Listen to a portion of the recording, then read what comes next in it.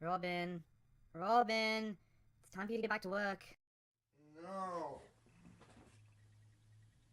I don't want. I'm tired and busy and stuff. You've been asleep for 6 months, and now you need to review Forever Philly. Even Plushy Robin came back before you got back up. Plushy Robin? How long have you been back? Nice hat, by the way. Yeah, about 2 months. You've been kind of in and out since then. We had that whole dramatic talk, and man, that'd be really weird if anyone actually watched that. Oh. I mean, you're telling me we got work? Robin0928. Good, bad, overall, Forever Philly.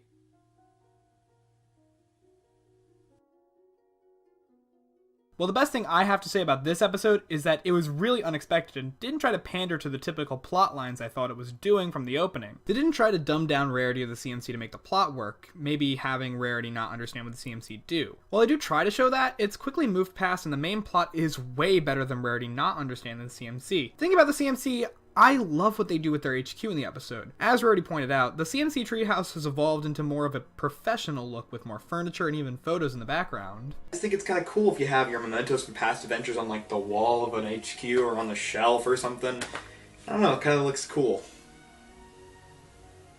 Moving back to the plot, I like how Rarity and the CMC's plotline actually work together to improve both characters. There isn't a clear preference to either plot, but both are occurring at the same time. I've also got to say that the solution, while a little bit obvious, is cleverly set up with Sweetie Belle foreshadowing the CMC solution, but it's quick enough to not to dwell on it too much. This episode is also hilarious. It keeps the jokes coming fast without letting in too much breathing room. It's also really dry and mature for the humor.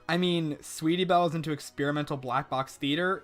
That's just hilarious and I love it. Finally, I want to talk about how awesome the moral is. It's really damn mature for the show, talking about how it's still hard to see the younger siblings as getting older. It would be really simple to say that Rarity learned that Sweetie is growing up and is going to move forward and see her as an adult, but the episode ended with them still acting childish and having fun together. It's something a bit more subtle that I really like with this episode.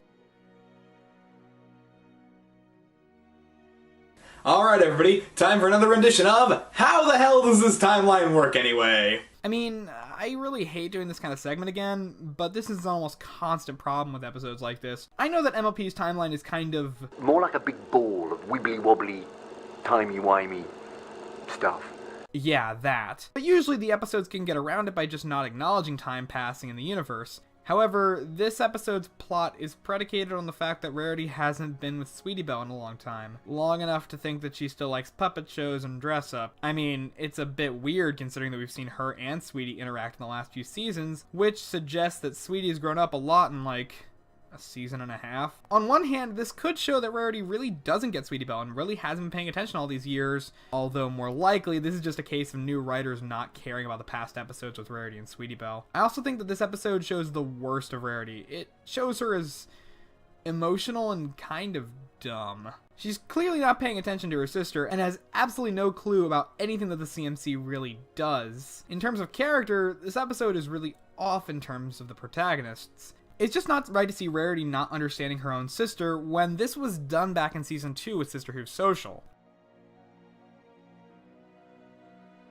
Alright, this is really hard for me to judge. While I love the setup for the episode, and I think this episode works really, really well, it kinda sucks in terms of character development. It's a really interesting lesson to cover for MLP, but character-wise, it just doesn't seem to want to exist like this. I gotta say the humor is fantastic, and it's a really well-made episode, but overall, it's just a decent CMC episode, which is alright in my books. My name is Robin0928, and I will see you all next time.